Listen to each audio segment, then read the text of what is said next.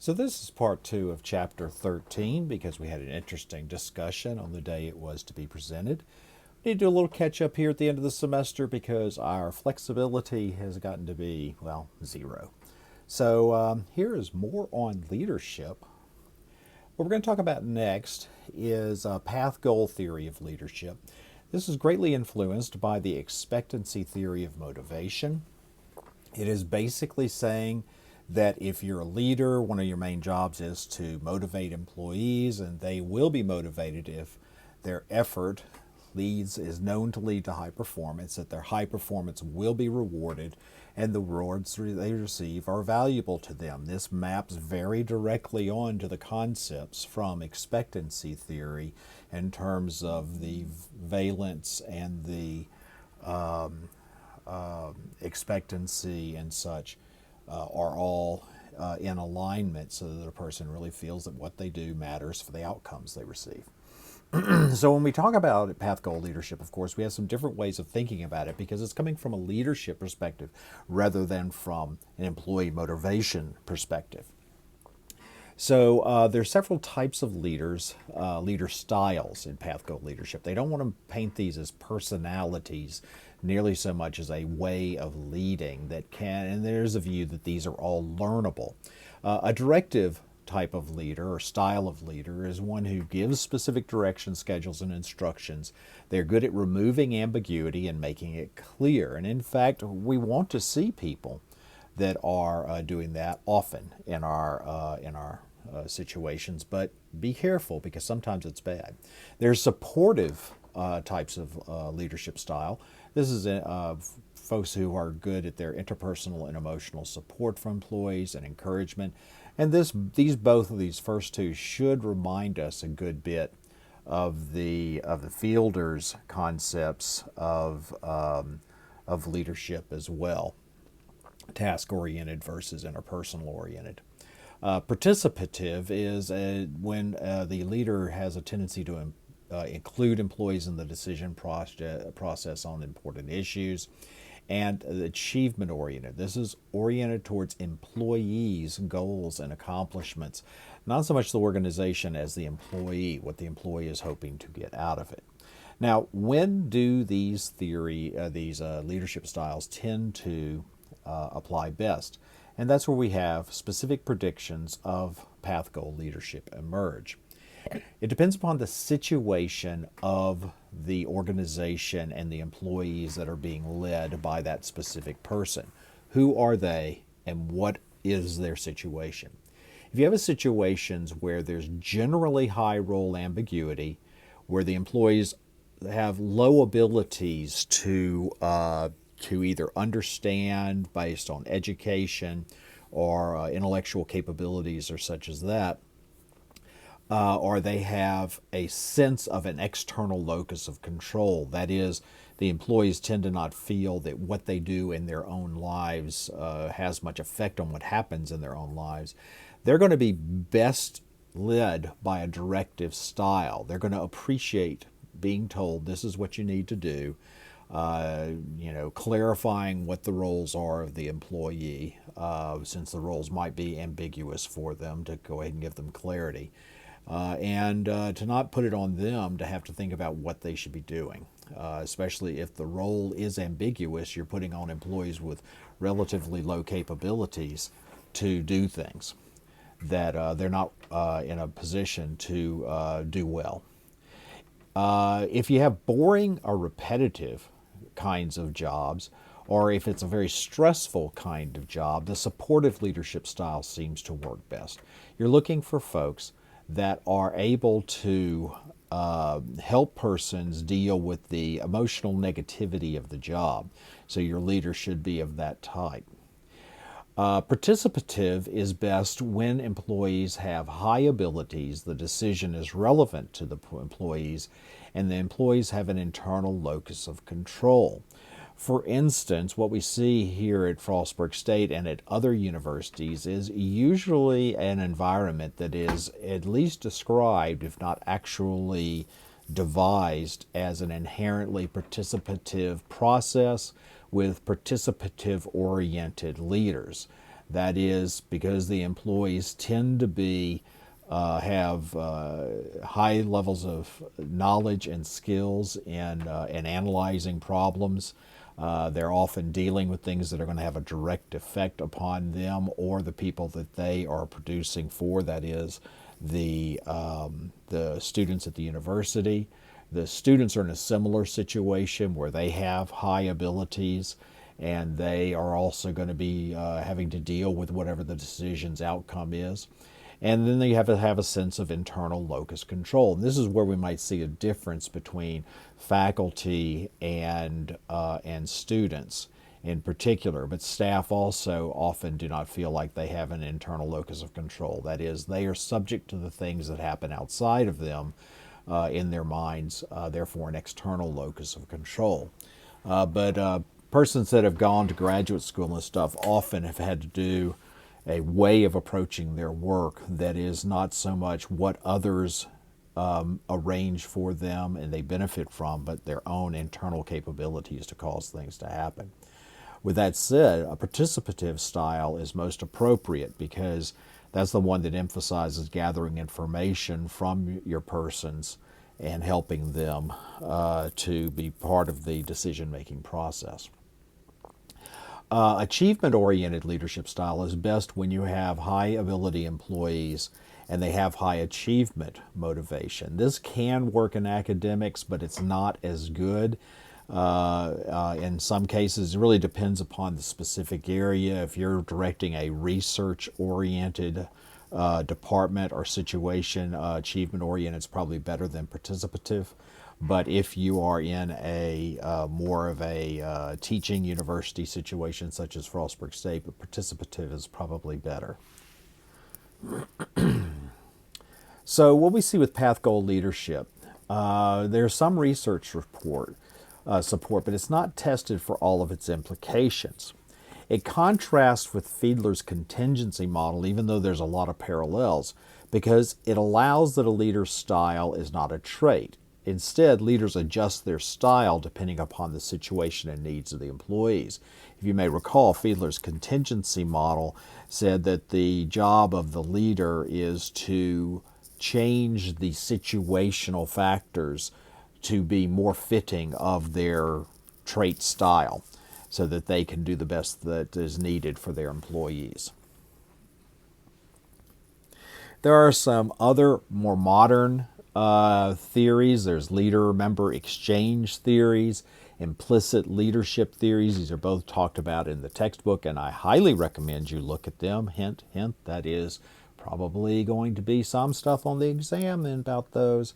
Transformational leadership theory we're going to talk about in a few moments, and we're also going to talk about servant leadership theory. This is not in the textbook, and I want to make sure I cover it because I think it is probably one of the most interesting new areas and is definitely a hot fad, if not legitimate. There's a lot of things emerge and seem to be great, but upon further analysis tend to fall apart. And so similar to a lot of things in psychology in general, leadership studies is also kind of particularly prone to flash-in-the-pan leader concepts, and servant leadership style is still a bit in fluxus to that. We'll talk about it some more. Transformational models. This describes persons who have an unusual level of influence, the highly charismatic kind of leader.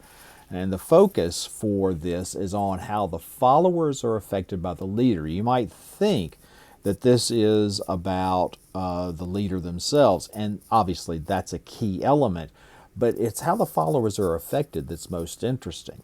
You almost certainly can name a variety of charismatic leaders, either intentional leaders, such as persons like how Steve Jobs was, but also other charismatic persons such as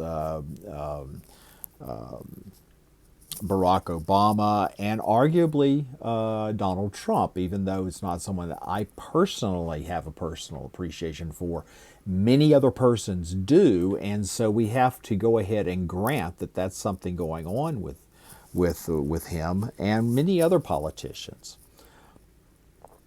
So, transformational models are leaders that describe a clear vision that is inspiring to the followers. And inspiring, I think, is interesting because it basically means you're tapping into what's going on with that person's life. You're understanding them and showing you do. You have to deliver in an attractive way. You have to make it look good and feel good. And we can definitely see elements of that in some of the recent political contests. We have to behave in ways that convey a sense of power, creativity, and trust. This person gets me, gets what I want. Look how great this situation is, how wonderfully it's presented. It builds my sense of awesome. And I can tell that they have a lot of drive and capability to make things happen. There's innovative thinking going on there, and I believe that they will do it. I trust them. So you can see these things are woven in for a large percentage of the public for some of our recent political leaders. So what are these components that are elements of a transformational leader model? Well, this idea of charisma, power, trust, creativity, inspirational motivation, a lofty vision, a sense of we're going to have a great thing happen. So you can see that political campaigns are notorious for making sure they find some kind of lofty vision statement, but sometimes they're great and sometimes not so much. Make America Great Again from the Trump campaign obviously resonated with a lot of people, but the hope message of the Obama campaign was similarly very inspiring for a lot of people.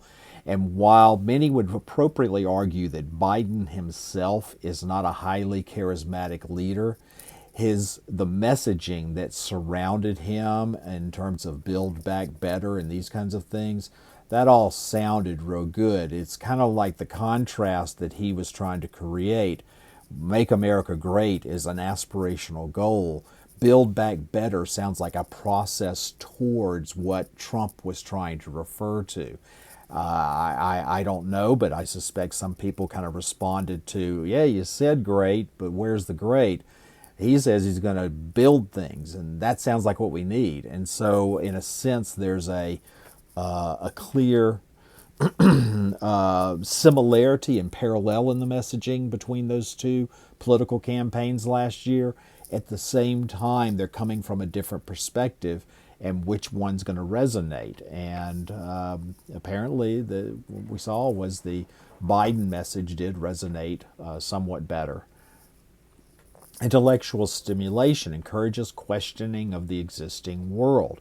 For the Trump campaign, it was about the previous administrations and an awful lot of theorizing about underlying elements of how the world works. For the Biden campaign, it was about questioning the operational approach of the Trump White House, and those were both effective in their time. And then individualized consideration, and this comes back to that notion of I understand the people out there who are in need. I get what you're needing and wanting from your leadership, from your organization, from this system, and I will try to give it to you. And so I know how to. I understand your feelings and your problem and your situation. Trump did that very well with the audience he was after, and Biden did that really well with the audience he was after.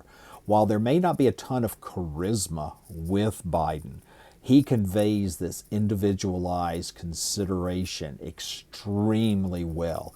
His ability to provide a sense of emotional connection to persons and their fears, anxieties, and pains is probably unparalleled.